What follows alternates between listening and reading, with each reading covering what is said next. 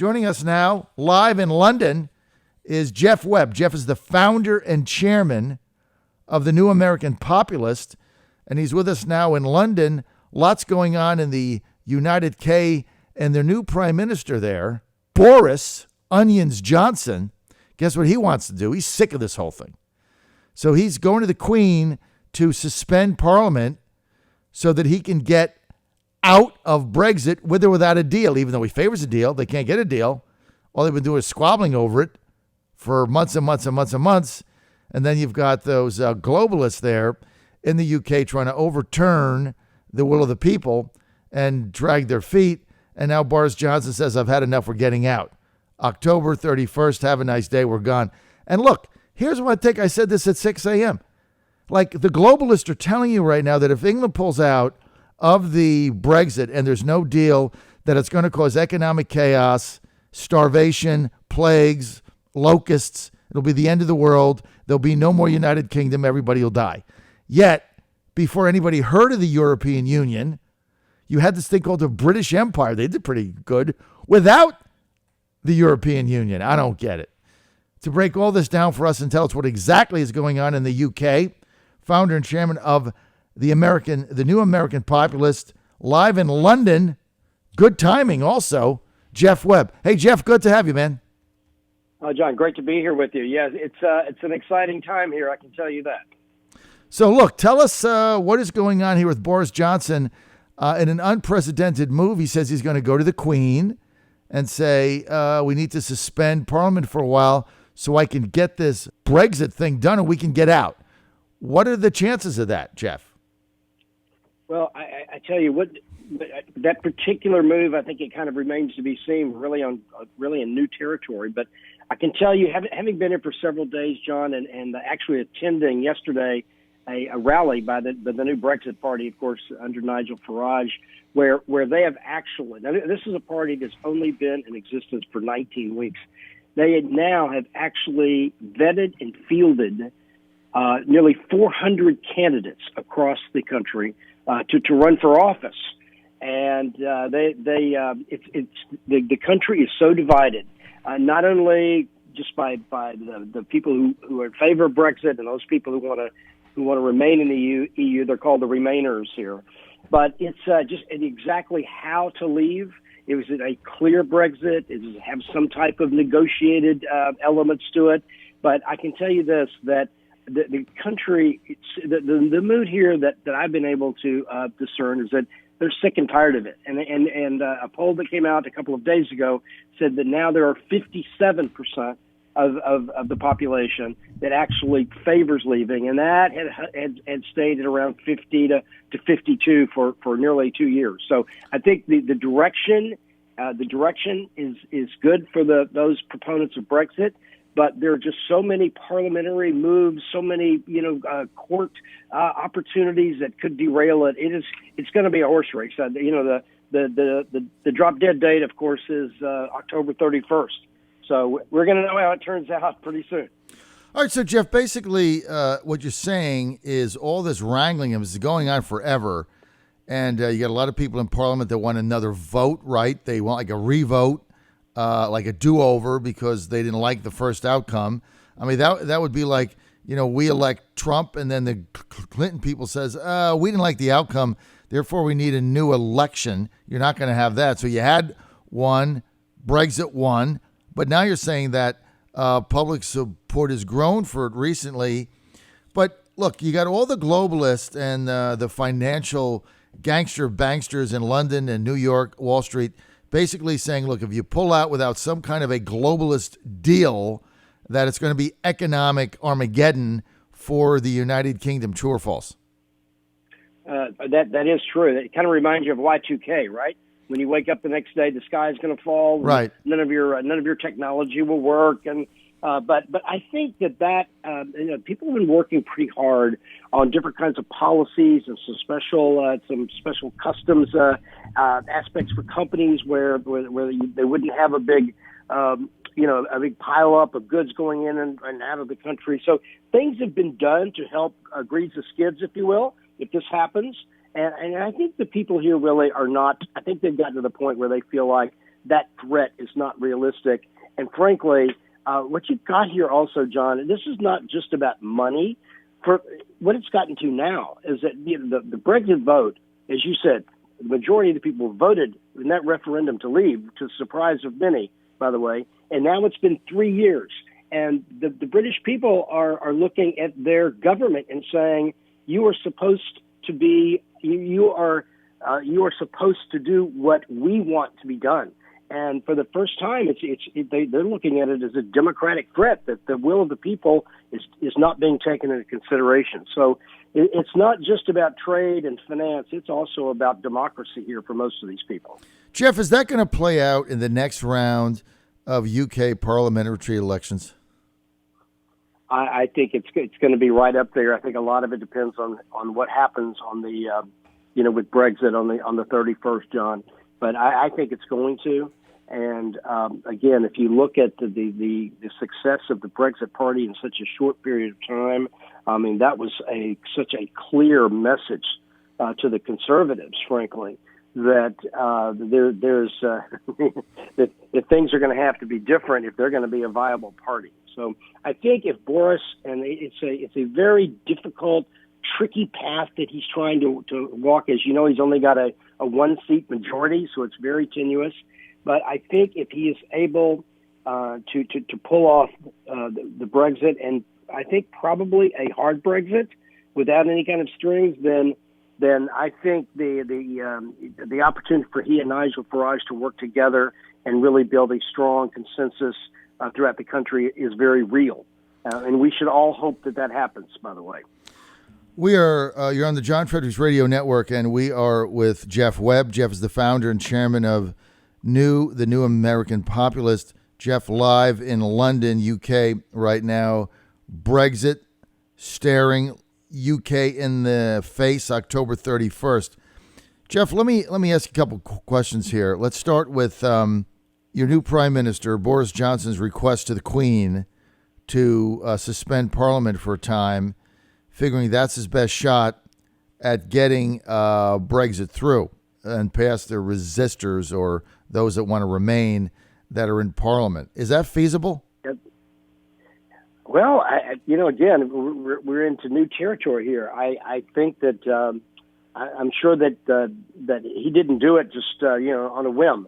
So I think there's a shot at getting that done. As you've probably seen and read, that there are all kinds of threats from the Labour Party about that this is illegal, that it's a travesty of justice, and they're going to do everything they can to stop it. But I think it's actually a very interesting move, and that it kind of it stops all of the political moves to somehow just gum up the progress and to distract the progress that Boris is trying to make toward getting to that October 31st deadline, and it kind of takes it off the table for about 6 weeks, and that gives him time to really focus on building the consensus that he would need to really get it passed. Best chance he's got is what he's trying to do, right? Give him the opportunity to get this passed.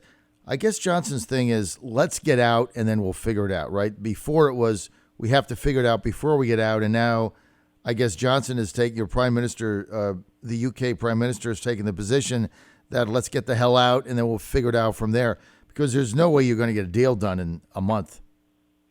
It seems very unlikely. And that's what he's saying, John.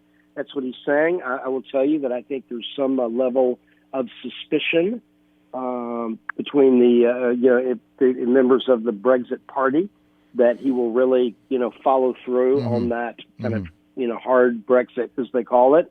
There were 3 votes on the agreements that were developed by Theresa May that were sent to the Parliament regarding Brexit. He voted against 2 of those, but he voted for 1. So there is this level of queasiness, I think, by the Brexit Party members that he might try to nuance it just to get everybody on board. And if he does that, I think they're prepared themselves to call for an election. You're on the John Fredericks Radio Network. We're live with Jeff Webb, founder, chairman of the New American Populist. Jeff also is live today in London, UK, following this very closely. Jeff, let me ask you something. Let's get to Neil Farage and the new party. Remember, we had the original party, and then it was at 9% that kind of fizzled. Now he's got the Brexit party. How many seats in Parliament do they have, and what is their real clout? Yeah, well, I'm not sure exact number of seats, but I can tell you in the last election they got more seats than anybody, and it was a resounding welcome, if you will, and now Nigel Farage he's an amazing person, amazing leader. And while we have, in our country, we're really, Brexit is not necessarily, on our radar screen very prominently most of the time.